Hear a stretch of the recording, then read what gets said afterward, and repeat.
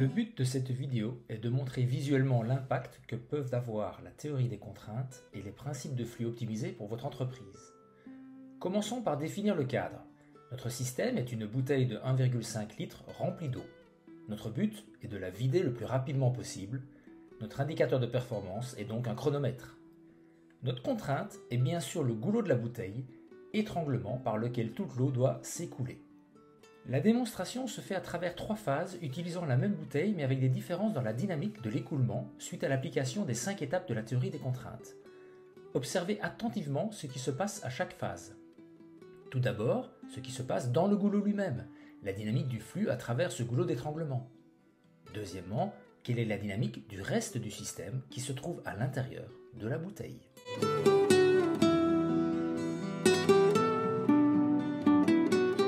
Dans la première phase, la bouteille est retournée pour permettre à l'eau de s'écouler d'elle-même. L'horloge démarre lorsque la bouteille est retournée et s'arrête lorsque la bouteille est vide. Qu'observez-vous ? Il faut environ 20 secondes pour que l'eau s'écoule à un débit d'environ 4,5 litres par minute. Regardons ce qui s'est passé. Tout d'abord dans le goulot d'étranglement. L'eau s'est mise à couler, mais cela crée un vide à l'intérieur de la bouteille. Ce vide a provoqué l'arrêt momentané du flux et a permis à une bulle d'air d'entrer dans la bouteille. L'air a soulagé le vide à l'intérieur et a fait couler une quantité équivalente d'eau à travers le goulot d'étranglement. Ce processus s'est répété jusqu'à ce que la bouteille soit vide. Il s'agit d'une répétition continue d'un flux arrêt-démarrage. Deuxièmement, à l'intérieur du système. Le résultat de ce flux arrêt-démarrage est une forte agitation. Il y a beaucoup d'activité, mais cela n'augmente pas le débit. Il existe de nombreux conflits improductifs, de nombreux processus internes qui n'ajoutent pas de valeur et un système qui devient captif de ses propres processus internes. C'est une démonstration du monde des optima locaux. Dans cette deuxième phase, nous exploitons la contrainte, c'est-à-dire nous nous assurons qu'elle est toujours utilisée. Plus de arrêt-démarrage. La bouteille est retournée, puis on lui applique quelques tours pour générer un mouvement tourbillonnant. Le vortex généré permet à l'air de circuler dans la bouteille tandis que l'eau s'écoule par un bec tournoyant. Quel effet cela a-t-il ? Y aura-t-il une amélioration ? Observez attentivement ce qui se passe dans le goulot d'étranglement ainsi que ce qui se passe à l'intérieur de la bouteille. Il faut une dizaine de secondes pour que l'eau s'écoule à un débit d'environ 9 litres par minute. C'est le double du débit de la première phase. Que s'est-il passé cette fois ? Tout d'abord dans le goulot d'étranglement.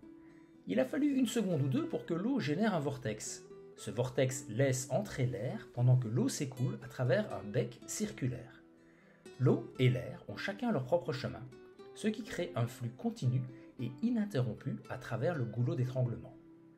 Deuxièmement, à l'intérieur du système, toutes les particules d'eau sont alignées dans la même direction et créent un flux continu.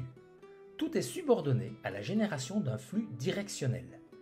Il s'agit d'une bonne démonstration de la théorie des contraintes dans un environnement de flux physique. Dans la troisième phase, une paille est ajoutée pour canaliser le flux d'air. La bouteille est retournée avec à l'intérieur une paille dans laquelle on a sécurisé l'absence d'eau. A noter que la paille a réduit la capacité du goulot d'étranglement. Que pensez-vous qu'il va se passer ? Le chronomètre démarre lorsque la bouteille est retournée et la paille est libérée. Il faut presque 7 secondes pour que l'eau s'écoule au rythme de 13 litres par minute. Cela représente environ 1,5 fois le débit de la deuxième phase et environ 3 fois le débit de la première phase.